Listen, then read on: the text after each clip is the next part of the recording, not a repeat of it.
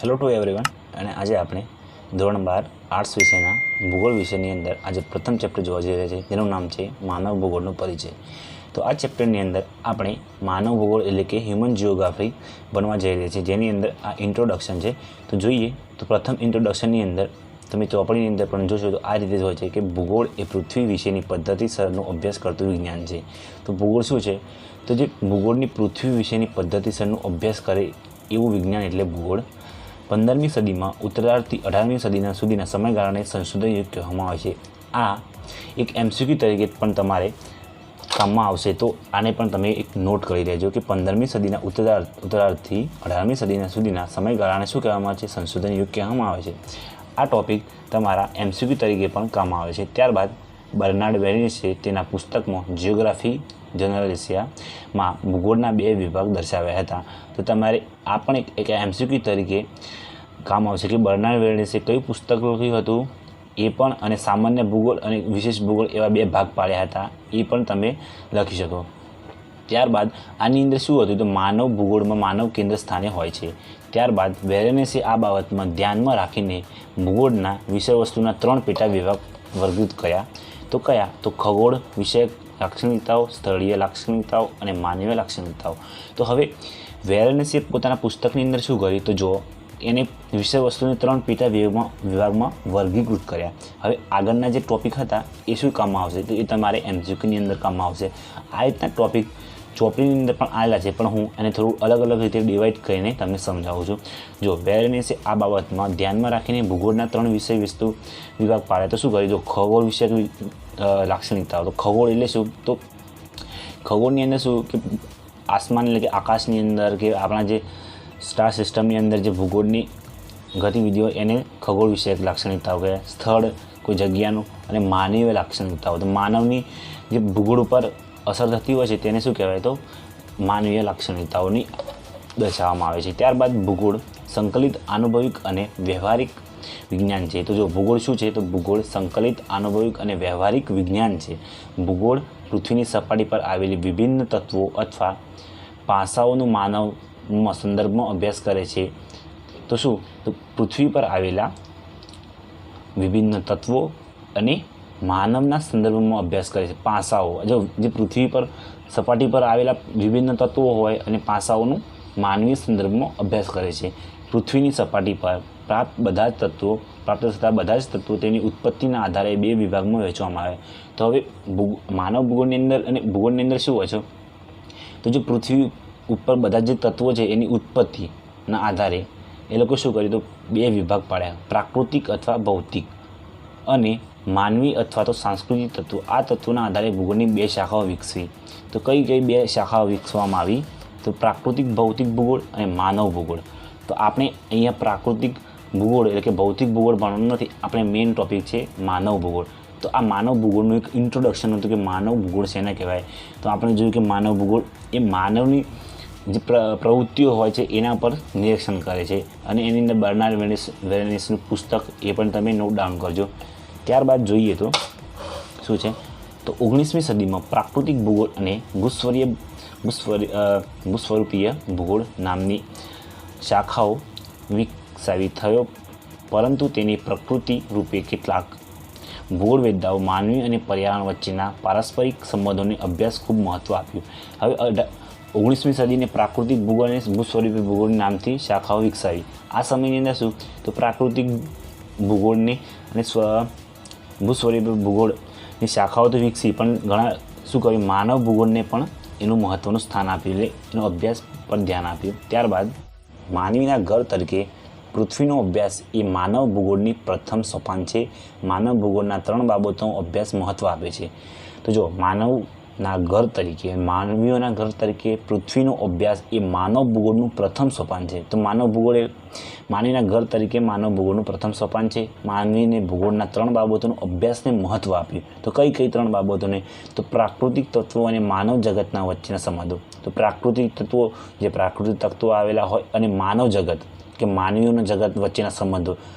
પ્રકૃતિ અને માનવના સંબંધો. માનવ પ્રવૃત્તિઓનું વિતરણ અને પ્રવૃત્તિઓ અથવા પાછળના કારણો. તો માનવીની સ્થાનિક વિતરણ એ અલગ અલગ ગોઠવાયેલા માનવો અને પ્રવૃત્તિઓને પાછળનું કારણો શું છે તે એ પણ માનવ ભૂગોળની અંદર આવે. વિશ્વના જુદા જુદા પ્રદેશોમાં સામાજિક અને આર્થિક વિભિન્નતાનું અધ્યયન. તો જુદા જુદા વિશ્વમાં જે પ્રદેશો છે તેનું સામાજિક અને આર્થિક ભિન્નતાઓ, કેમ અલગ અલગ સામાજિક સમાજ અલગ અલગ છે અને આર્થિક અલગ અલગ છે, એ પણ એ માનવ ભૂગોળની અંદર આવતું હોય છે.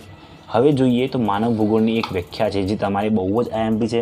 તો આ વ્યાખ્યા અનુસાર તમે જુઓ, આ વ્યાખ્યા તમે તૈયાર કરશો તો તમારે એક્ઝામની અંદર કે ટૂંકા પ્રશ્નની અંદર તો આવશે, એમસીક્યુની અંદર પણ આવવા શકવાની સંભાવના હોય છે.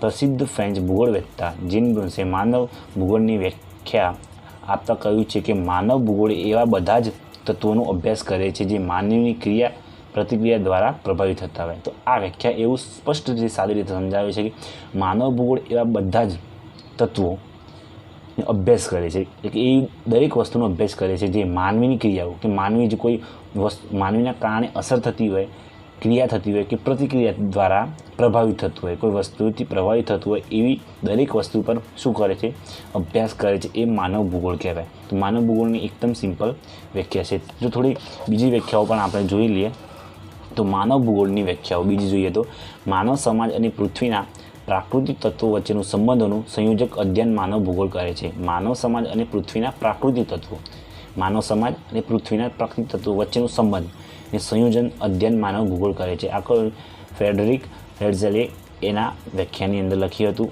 એવી 3-4 વ્યાખ્યાઓ છે, આપણે જે શોર્ટમાં જોઈ લઈએ તો ફોટો. એની અંદર શું કે આ વ્યાખ્યાઓ તમે કદાચ એમસીક્યુ કદાચ ટૂંકા પ્રશ્નની અંદર પૂછે કે આ વ્યાખ્યા કોણે લખી, તો આ તમારે એક એમસીક્યુ કે ટૂંકા પ્રશ્ન તરીકે થાય. માનવ ભૂગોળ અસ્પર પૃથ્વી અને ક્રિયાશીલ માનવ વચ્ચેના પરિવર્તનશીલ સંબંધોનું અધ્યયન કરે છે. કુમારી એલન સેમ્પલ. આ પણ એક આઈએમપી ક્વેશ્ચન છે. આ તમારે કદાચ આ તૈયાર કરશો તો તમને ઘણી વખત એમસીક્યુ કે ટૂંકા પ્રશ્નોની અંદર પૂછાતો હોય છે. તમારે ધ્યાનથી એને જોઈ લેવાનું. આપણી પૃથ્વીને નિયંત્રણ કરનાર ભૌતિક નિયમો તથા પૃથ્વી ઉપર રહેનાર સજીવો વચ્ચેના સંબંધોનું સંયોજિત જ્ઞાનમાંથી ઉત્પન્ન સંકટ એટલે માનવ ભૂગોળ. પાલ્વેન ડી લાબ્લાસા. આ પણ એક આઈએમપી છે, તો આ પણ તમે તૈયાર કરી શકો.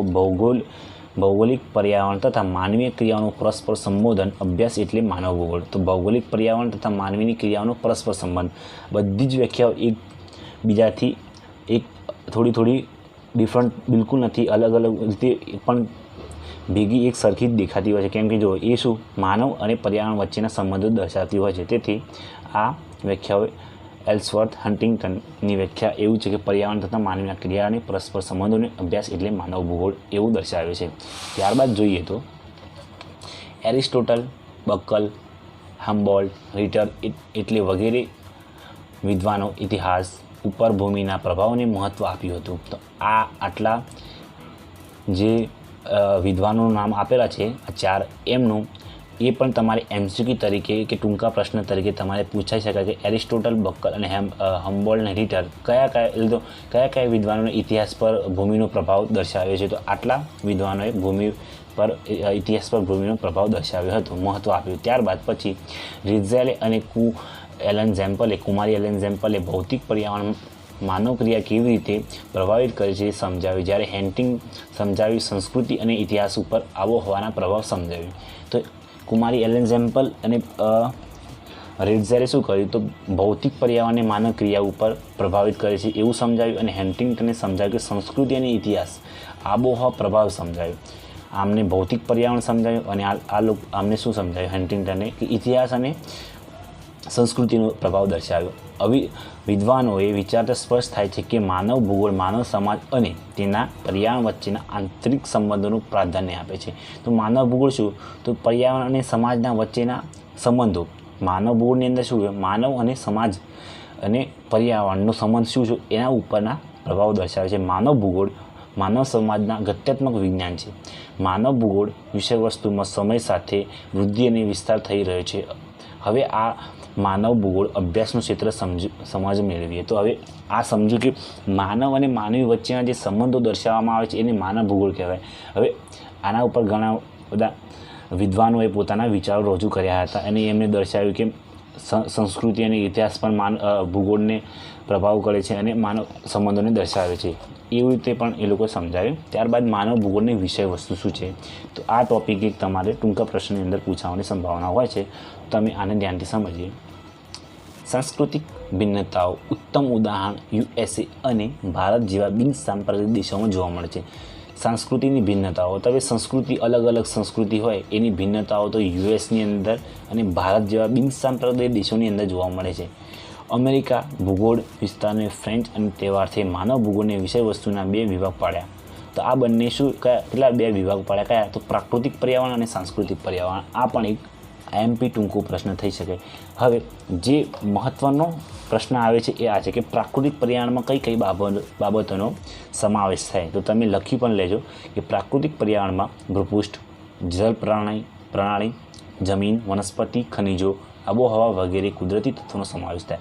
તો આને ટૂંકી રીતે યાદ રાખવા માટે તમારે એટલું યાદ રાખવાનું કે પ્રાકૃતિક એટલે શું, કે પર્યાવરણ જે કુદરતી વસ્તુઓ હોય તો કુદરતી વસ્તુમાં કઈ સમાવેશ થાય, ભૂપૃષ્ઠ, જળ, પ્રાણી, જમીન જેવી વસ્તુઓ એને શું કહેવાય, પ્રાકૃતિક કહેવાય. અને સાંસ્કૃતિક એટલે જે માનવ સર્જિત હોય, તો માનવી વસાહતોમાં આવતી હોય એવી વસ્તુ, કે વસ્તી હોય, વસાહતો હોય, કૃષિ હોય, ઉદ્યોગો, પરિવહન, દૂરસંચાર, વ્યાપાર વગેરે માનવ સર્જિત બાબતોનો સમાવેશ થતો હોય. જે માનવી હોય એ સાંસ્કૃતિક અને પ્રાકૃતિક જે પર્યાવરણ કુદરતથી મળેલું હોય એ પ્રાકૃતિક વસ્તુ કહેવાય. આ 2 એક ટૂંકા પ્રશ્નો જે બહુ મહત્ત્વના છે તમારે ધ્યાનમાં.